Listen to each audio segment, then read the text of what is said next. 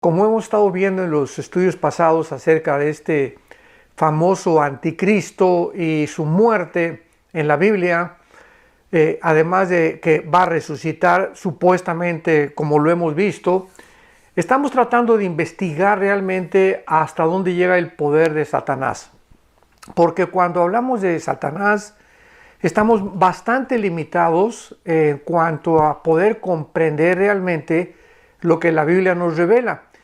Y mientras avanza el tiempo y avanza la tecnología y avanzan todos los inventos que hemos podido alcanzar, científicos, tecnológicos, etcétera, etcétera, como que comenzamos a comprender un poco más lo que la Biblia nos reveló hace pues más de 2500 años por medio de los profetas hebreos y por medio también de los apóstoles del Señor Jesucristo.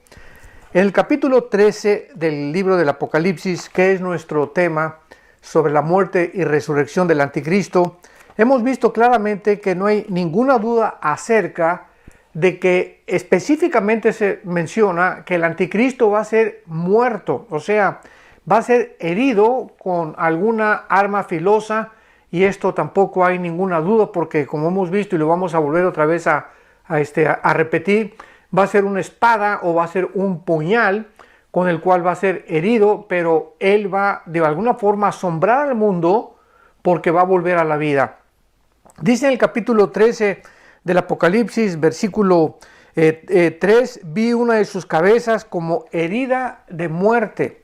Vi una de sus cabezas como herida de muerte, pero su herida mortal fue sanada y se maravilló toda la tierra en pos de la bestia. Hemos visto también, esto es un breve repaso del estudio pasado, que muchas personas han interpretado esto como que una de sus cabezas se refiere a uno de los imperios que él gobernó, el Satanás, en el pasado. Y que este es Roma, o sea que cuando cayó Roma realmente es la cabeza a la que la Biblia se refiere como herida de muerte.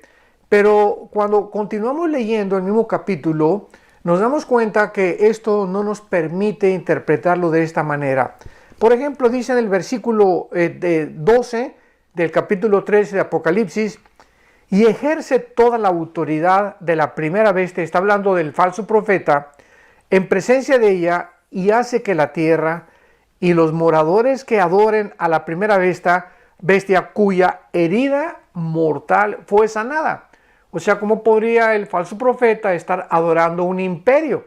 Un imperio que en el tiempo que se escribió el Apocalipsis por el apóstol Juan, pues estaba en existencia. Y más adelante, dice la Biblia en el versículo 14, ya lo vuelve otra vez a reenfatizar y a sacarnos de cualquier duda de que la muerte del anticristo es su persona y no es un imperio. Dice el versículo 14, y engaña a los moradores de la tierra con las señales que se le ha permitido hacer en presencia de la bestia, mandando a los moradores de la tierra que le hagan imagen a la bestia que tiene la herida de espada y vivió. Aquí pues ya la Biblia no nos da ninguna duda, o ya no podemos nosotros tratar de buscarle o tratar de encontrar otra interpretación tan clara como lo que la Biblia nos ofrece. Vimos también pues en el último estudio que el mundo espiritual que la Biblia nos revela está poblado de criaturas espirituales. Cuando estoy hablando de criaturas espirituales me refiero a seres o a entidades que Dios ha creado como los ángeles, los serafines, los querubines, los 4 seres vivientes que menciona Apocalipsis capítulo 4, que ahora sí que ese sí es un misterio, ¿qué son esos 4 seres vivientes que supuestamente están relacionados con los querubines? Pero me refiero a entidades espirituales que no funcionan igual que nosotros, ni tampoco tienen un cuerpo igual que nosotros. Entonces, si queremos contestar, ¿existe vida fuera del planeta Tierra? La respuesta es claro que sí, pero es una vida completamente diferente a la de nosotros, en una dimensión completamente a la de nosotros, con leyes cósmicas diferentes a las cuales nosotros dentro del globo terráqueo y dentro del universo que nos encontramos, estamos sujetos. Y además estas criaturas o entidades espirituales, la Biblia menciona que tienen acceso a nuestro planeta, al mundo físico visible terrenal en el cual tú y yo vivimos. Entonces, estas criaturas espirituales como los ángeles, dice, lo vimos en el estudio pasado, han llegado a nuestro planeta, están dentro de nuestro planeta, se han aparecido en nuestro planeta con cuerpos humanos. O sea, ellos tienen un cuerpo que puede transformarse como el de nosotros y nosotros verlos como seres humanos, no los podríamos distinguir. Dice Hebreos capítulo 13 que muchos han hospedado ángeles sin saberlo. En capítulo 18 del Génesis, que ya lo vimos también, se aparecieron dos ángeles con Jehová, a Abraham y a Sara. Y Abraham los recibió como si fueran seres humanos. Dios se apareció en forma humana acompañado de dos ángeles, los cuales después fueron a Sodoma. En el capítulo 19 nos acordamos que fueron a la casa de Lot, ¿verdad? Y que los sodomitas los querían violar, etcétera, etcétera. Y estos ángeles realmente tienen el acceso al mundo físico visible, pueden aparecer como hombres y pueden comer como nosotros comemos. O sea, ingerir alimentos y bebidas que los seres humanos comemos e ingerimos. Esto es asombroso, pero así los describe la Biblia. Cuando penetramos en este mundo espiritual, entonces, descubrimos también que aparte existen otras criaturas espirituales que la Biblia le llama demonios.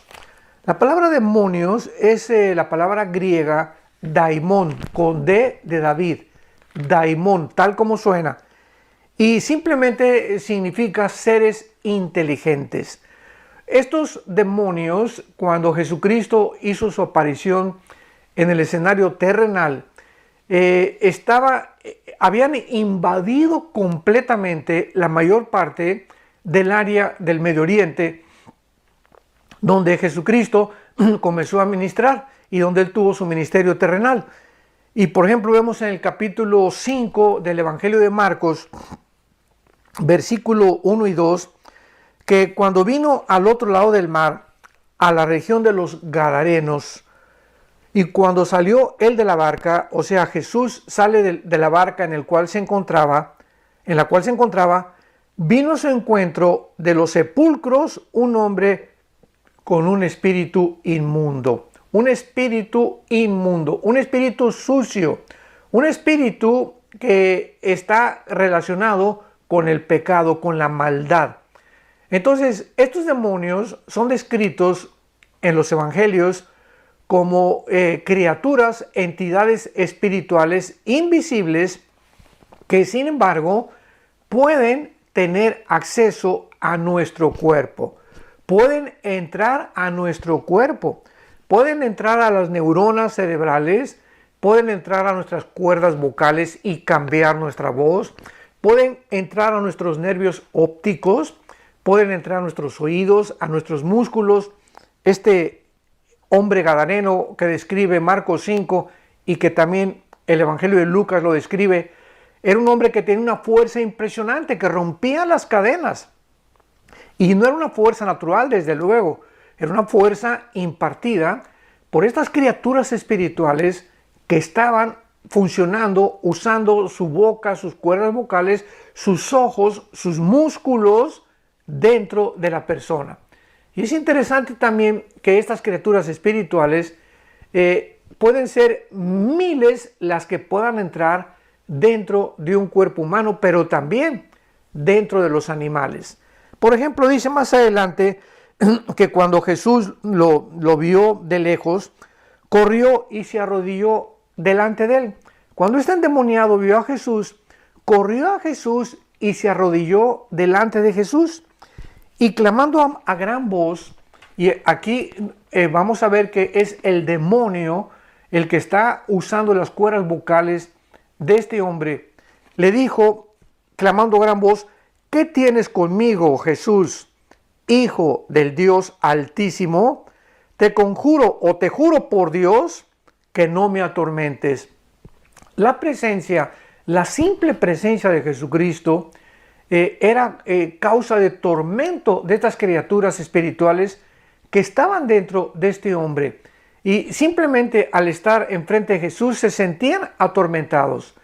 Y le pidieron que no fueran atormentados. Y vemos a continuación que porque le decía, Jesucristo lo estaba reprendiendo, sal de este hombre, espíritu inmundo. Y le preguntó, ¿cómo te llamas?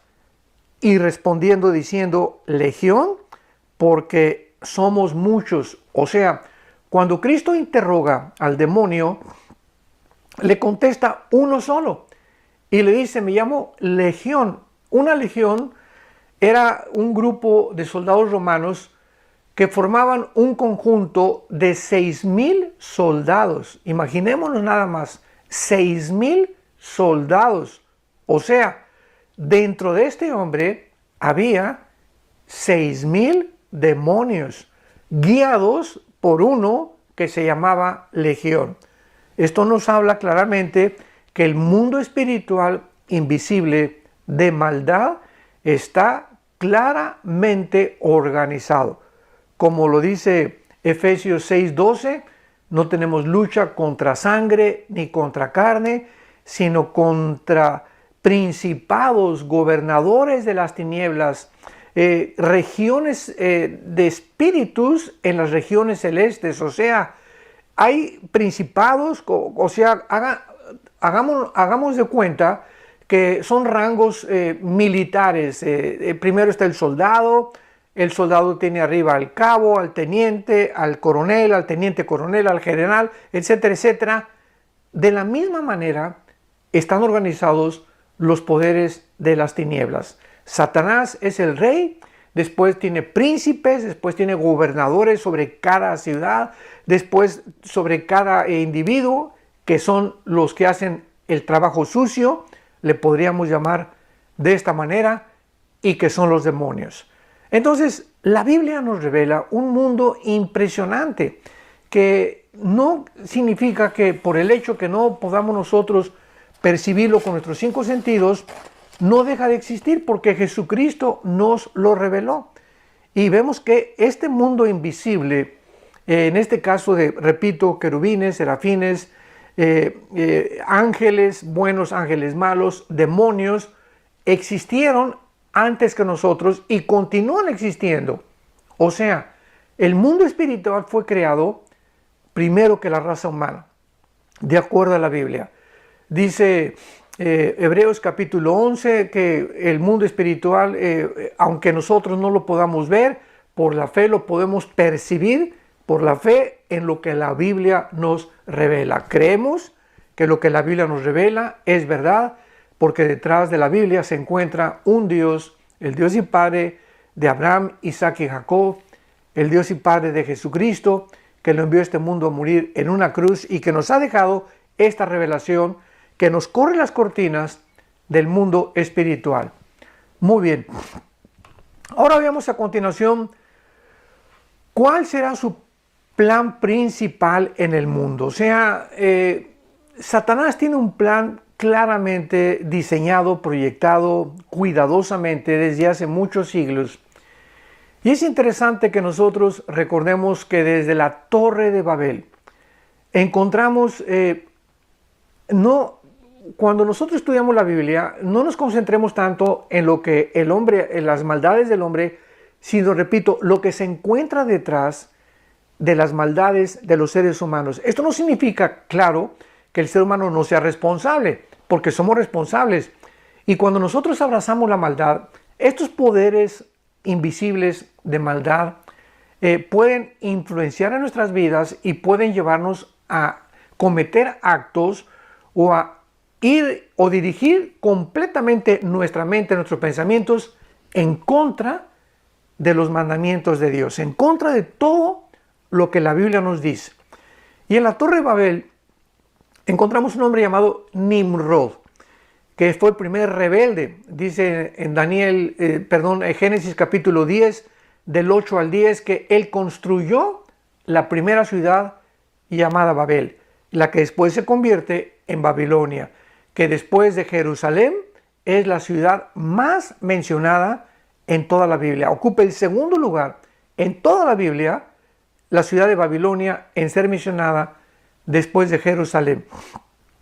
Nimrod funda esta ciudad, y en aquel tiempo Dios había ordenado primero a Adán y Eva y después del diluvio a Noé: dispérsense, no se reúnan todos en un solo lugar.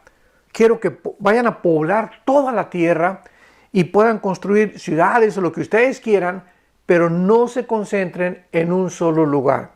Sin embargo, este hombre llamado Nimrod, después de esta orden en Génesis capítulo 9 a Noé: vuelvan ustedes a poblar la tierra, reúne a las personas que en aquel tiempo se encontraron como ahora sí que nacieron después de los 3 hijos de Noé, para poblar la tierra y reunirlos en un solo lugar en la tierra de Sinar. La tierra de Sinar en la Biblia pertenece geográficamente a lo que es actualmente la nación de Irak. Entonces, cuando oigamos la tierra de Sinar o la tierra de los caldeos, es la región geográfica donde se encuentra Irak actualmente. Y ahí en Irak, ahí en la tierra de Sinar, levantaron el Sigurat con Z, un Sigurat, que son torres o una torre inmensa cuya cúspide querían ellos creer que iba a alcanzar tal vez a Dios o que iba a llegar hasta el cielo. Y la cuestión es que Nimrod concentró al mundo por primera vez en la historia en la primera rebelión masiva en contra de los mandamientos de Dios de dispersarse y además de formar un solo gobierno y una sola religión. Qué interesante. El primer intento satánico, repito, porque detrás se encontraba Satanás de Nimrod. El primer intento satánico en la historia fue de que el ser humano no poblara la tierra entera, sino que se concentraran bajo un solo hombre, bajo un solo gobierno, bajo una sola moneda, podríamos llamarle así, bajo una sola religión, que es exactamente como termina la Biblia y como terminará la civilización del ser humano. Un solo gobierno, un solo ejército, una sola moneda, una sola religión. Todo bajo una cabeza, bajo un líder, bajo un dictador que la Biblia llama el hombre de pecado. La Biblia le llama el inicuo, el rebelde, el anarquista o finalmente la bestia o el anticristo, como vamos a ir viendo poco a poco. Y este plan, que actualmente se conoce como la agenda globalista, es precisamente la agenda o el proyecto o la planificación que detrás de todo esto se encuentran los poderes de las tinieblas. Quitarles a las naciones su soberanía nacional y quitar todas las fronteras, ¿verdad? Que sea todo un solo gobierno, un solo hombre. Y la pregunta es ¿por qué? ¿Por qué Satanás querría que el mundo llegue a tener solamente un gobierno, una moneda, un ejército, una religión? Porque es más fácil de controlarnos. Entonces ya no serían, ahorita somos cerca de 200 naciones, estamos en el año 2020, somos cerca de 200 naciones en el mundo, estamos en el siglo XXI, 2020, pero imaginémonos entonces, si así repartidos por todos lados, estamos que en guerra por aquí, por allá, unidos todos ahora bajo un solo concepto, bajo un solo plan, bajo un solo proyecto, nos damos cuenta de qué manera esta es la forma como Satanás ha planeado que el mundo termine, que va en contra, repito, de los planes de Dios. Entonces, el mundo está rodeado, nuestro mundo físico, visible, terrenal, estamos rodeados de influencias tremendas que están operando en nuestra mente. Porque aquí la mente es el campo de batalla entre el bien y entre el mal. Aquí es donde se libra la batalla espiritual en nuestras mentes y nosotros tenemos la capacidad otorgada por Dios para escoger un bando o el otro bando. Somos responsables y nadie puede decir yo quiero ser neutral, ni aquí ni allá. Esto no existe en la Biblia. No existe lo gris, o estamos en lo blanco o estamos en lo negro. O servimos a Dios o servimos a Satanás. No hay una tercera opción. Vuelvo a repetir, el camino angosto que conduce a la salvación y el camino ancho y espacioso que Cristo mencionó, Mateo capítulo 7, que conduce a la perdición. Y nosotros tenemos que escoger. Muy bien, ahora vemos a continuación claramente que en el pináculo de su carrera, el anticristo se exaltará como Dios. Se va a proclamar a Dios a los 3 años y medio de cuando comience la tribulación. Y esto lo encontramos en la segunda carta a los Tesalonicenses, capítulo 2, versículo 3 y 4. Y dice el apóstol Pablo en segunda de Tesalonicenses, capítulo 2, nadie los engañe en ninguna manera, porque no vendrá, está hablando de la venida de Jesucristo o el arrebatamiento de la iglesia, sin que antes venga la apostasía y se manifieste el hombre de pecado, el hijo de perdición, el cual se opone y se levanta contra todo lo que se llama Dios o es objeto de culto, tanto que se sienta en el templo de Dios como Dios, haciéndose pasar por Dios. Esto nos habla que el templo judío va a ser reconstruido, y cuando sea reconstruido, a la mitad, después del pacto que ya hemos visto también, Daniel 9, 24 al 27, que el anticristo va a hacer con los judíos, a los 3 años y medio los va a traicionar, va a entrar y va a profanar el templo, tal vez va a repetir la misma abominación que hizo Antíoco Epífanes, un griego que aproximadamente en el año 150 a 200 antes de Cristo entró al templo judío y ofreció un puerco, que es un animal inmundo para los judíos, en el lugar de los sacrificios. Y finalmente pues ya la familia de los macabeos, todo esto es historia, acabó con Antíoco Epífanes y recobraron otra vez el templo. Pero el anticristo va a hacer lo mismo, va a entrar a los 3 años y medio y va tal vez a sacrificar a un puerco, y en ese momento se va a proclamar él como Dios. Sin embargo, habrá ciertos impedimentos que tienen que ser removidos para que el anticristo tome el poder completo y total.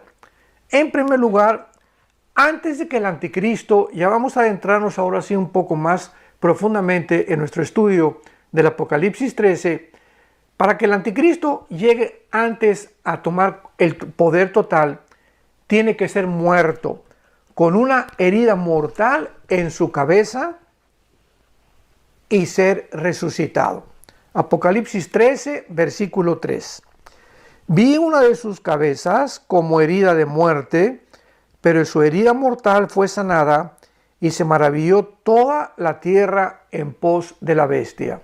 Entonces, no es hasta que el anticristo resucite o supuestamente vuelva a la vida después de demostrar que estuvo muerto, que la tierra lógicamente lo va a adorar como un Dios.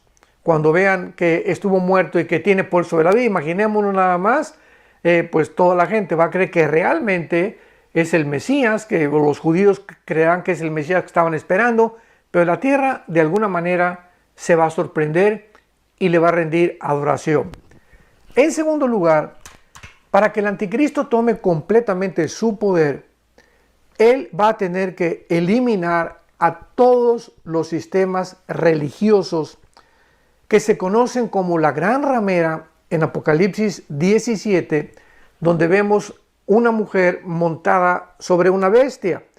Y sabemos claramente que la mujer, la ramera, es el último sistema religioso que el diablo va a diseñar, pero que al principio, al verse montada sobre la bestia, implica que este sistema religioso tendrá influencia sobre el poder político. La bestia es el anticristo, la ramera montada arriba del anticristo, es el sistema religioso. Pero a los 3 años y medio, o sea, los primeros 3 años y medio, este sistema religioso va a ser el que persiga a la cristiandad. O sea, la misma religión va a perseguir, como ha sido en toda la historia. Recordamos que ¿quiénes han sido los más grandes perseguidores del cristianismo y de los judíos? La misma religión. ¿Quién mató a Jesucristo? La misma religión de los judíos. Los líderes principales religiosos fueron los que crucificaron a Jesucristo. ¿Quiénes persiguieron a los cristianos y los echaron a los leones? Roma, y después el pontificado o la iglesia romana apostólica que se levantó después de Constantino en el año 350 aproximadamente después de Cristo, y comenzó a inventar la Inquisición con Torquemada, el famoso líder español que comenzó a desmembrar a los cristianos, a torturarlos y no se convertían igual que a los judíos y a los gitanos también. Entonces ha sido siempre, esto es bien interesante, la religión, el movimiento satánico que el diablo ha usado para perseguir a los verdaderos cristianos. Aquí es cuando nosotros podemos recordar que el cristianismo no es una religión. Esto es una grandísima equivocación de los medios de comunicación, de escritores que no conocen la Biblia. Las religiones son el sustituto del cristianismo. O sea, ¿qué son las religiones? Son ideologías, son sistemas inventados por nosotros. Llámese judaísmo, hinduismo, budismo, sintoísmo, zoroastrismo, etcétera, etcétera, que líderes o seres humanos como tú y como yo inventaron. Por ejemplo, Mahoma pues comenzó a desarrollar lo que se conoce como el Islam.